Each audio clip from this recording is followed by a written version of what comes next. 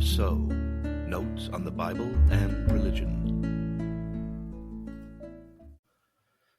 Episode 42, Israel in Combat. We're in football season. I used to watch the Dallas Cowboys with interest. Now I think it's been 6 years since I watched a season. Cowboys fans have experienced some 28 years of disappointment. There's even been rumblings of a curse. The ancient world also had sports. The classical Olympic Games is the great example. The Roman Circus Maximus saw chariot races. Arenas around the Roman world saw gladiator contests and other spectacles. Arena, by the way, means place of sand. A brutal, unarmed combat sport from ancient Greece, known as the Pankration, combined boxing, wrestling, kicking, and chokeholds. Pankration had 2 rules: no biting and no gouging the eyes. In today's arenas, a new Pankration is mixed martial arts combat sport, which I do not watch. Does the Bible allude to such sport? To be sure, the New Testament compares the dedicated life of faith to sport, most often as a foot race. The race takes endurance, according to Hebrews 12:1, and is the good fight, a race to be finished, according to 2 Timothy 4:7. And there is a prize to be won so long as one's athleticism follows the rules, 2 Timothy 2:5. 1 Corinthians includes a relevant passage to consider, as it brings together the metaphorical running and boxing for the sake of the gospel with rigorous self-control. It reads as follows: I do it all for the sake of the gospel, that I may share with them in its blessings. Do you not know that in a race all the runners run, but only one receives the prize? So run that you may obtain it. Every athlete exercises self-control in all things.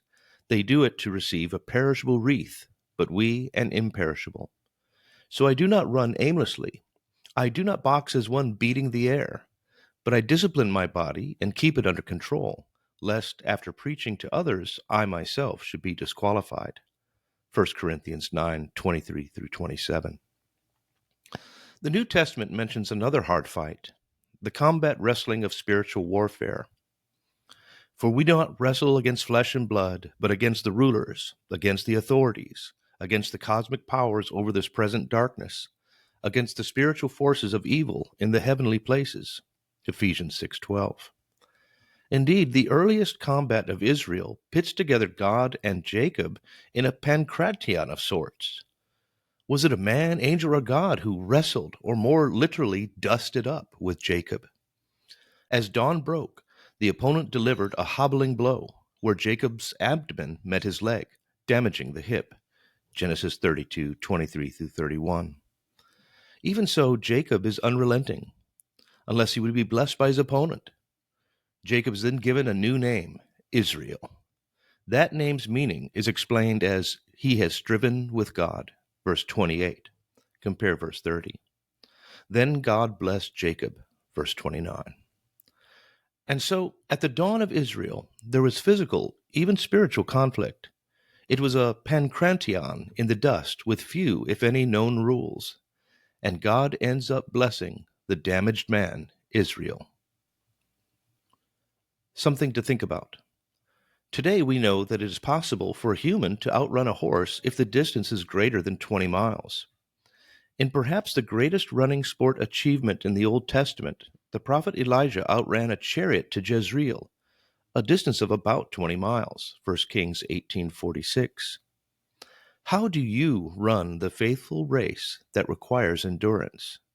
How do you fight the good fight?